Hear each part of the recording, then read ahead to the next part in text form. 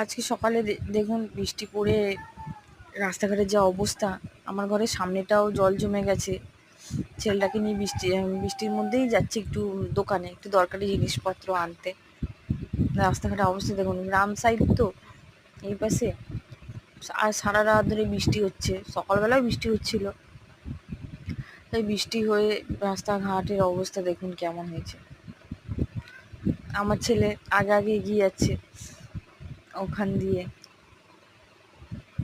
রেগে আছে একটু, খাবার কিনে দিতে হবে। বাচ্চা থাকলেই কোনো না কোনো একটা সমস্যা, এটা চাই সেটা চাই, একটার পর একটা লেগেই আছে। তাই ওই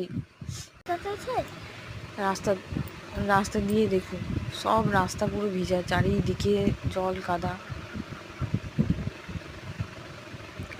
স্কুল মাঠ, এটা হচ্ছে আমাদের স্কুল। মানে আমার বাড়ি থেকে বেশিটা দূর না, তাও 5 মিনিটও লাগে না স্কুলে আসতে। স্কুল মাঠে দেখুন বাচ্চারা খেলা করছে কাদার মধ্যে। এখানে 1 থেকে 4 পর্যন্ত, মানে 1 থেকে না, শিশু 1 থেকে মানে 4 পর্যন্ত বাচ্চারা পড়ে। রাস্তাঘাটের অবস্থা দেখুন কেমন হয়েছে।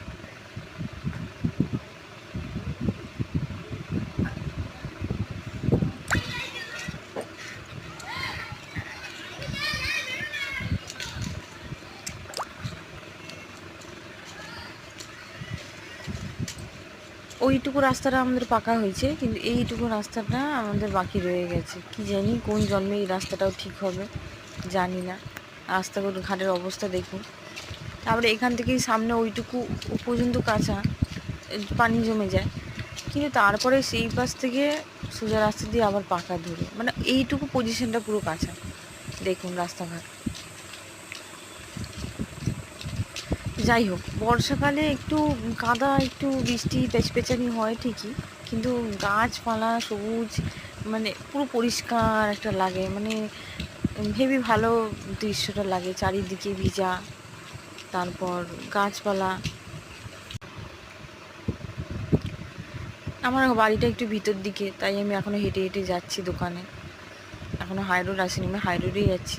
ওরই ভিতরে আমার ঘর তো, তাই আর কি।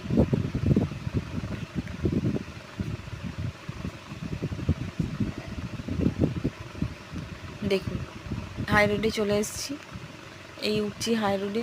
হাই রোডেও দেখুন চারিদিকে কোনো ইয়ে নেই, যাই হোক পাকা রাস্তা, কোনো জল ফল কিছু জমে নেই, পানি ফানি কিছু নেই। প্লিজ আমার ভিডিওটা সাবস্ক্রাইব করুন, শেয়ার লাইক করুন, কমেন্ট করুন।